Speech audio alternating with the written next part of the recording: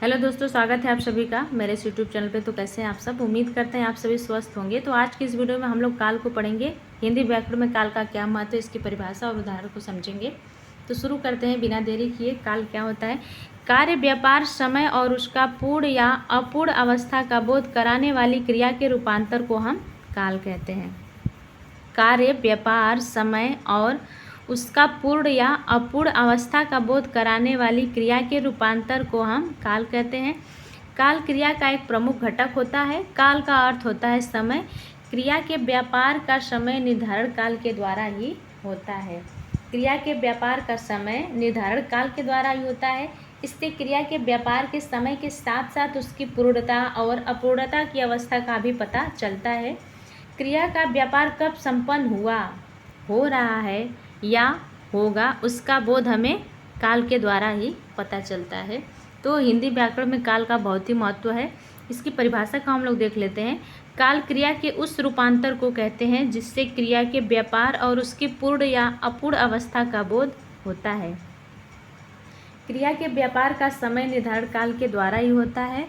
कोई भी क्रिया संपन्न हुई है, पूर्ण रूप से संपन्न हुई है कि अपूर्ण अवस्था में संपूर्ण, इसका बोध हमें काल के द्वारा ही पता चलता है। क्रिया के घटित समय को हम काल कहते हैं। काल का अर्थ होता है समय। क्रिया के घटित समय को हम, क्रिया किस समय घटित हो रही है, किस समय संपन्न हो रही है, उसको हम क्या कहते हैं? काल कहते हैं। वही है कि क्रिया के घटित समय को हम काल कहते हैं। उदाहरण देख लेते हैं। राम घर जाता है। दूसरा उदाहरण कि राम घर गया था, राम घर जाएगा। ऊपर के तीनों वाक्यों में कर्ता राम के घर जाने की बात, राम के घर जाने की क्रिया के व्यापार की सूचना हमें मिलती है इन तीनों वाक्यों से कि तीनों वाक्यों में राम के घर जाने की बात की जा रही है। राम के घर जाने की क्रिया के व्यापार की समय की सूचना मिलती है। पहले वाक्य में जाता है से क्रिया का व्यापार वर्तमान समय में होने का बोध होता है कि राम घर जाता है। वर्तमान समय में क्रिया हो रही है। इस वाक्य से पता चलता है कि राम घर जाता है, ये क्रिया अभी वर्तमान समय में होने का बोध ये बता रहा है पहला वाक्य। दूसरा वाक्य राम घर गया था। दूसरे वाक्य में गया था से क्रिया के व्यापार के संपन्न हो जाने का बोध होता है कि अर्थात जाने का कार्य जो है कि वो समाप्त हो चुका है।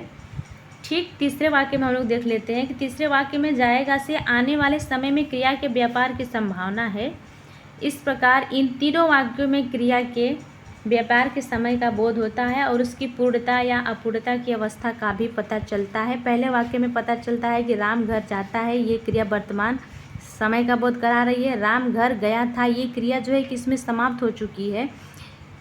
क्रिया समाप्त जब हो गई तो इसमें भूतकाल का पता चल रहा है इस दूसरे वाक्य से। तीसरे वाक्य से हमें ये पता चले कि क्रिया अभी भविष्य में होगी। राम अभी घर जाएगा, अभी क्रिया संपन्न नहीं हुई है।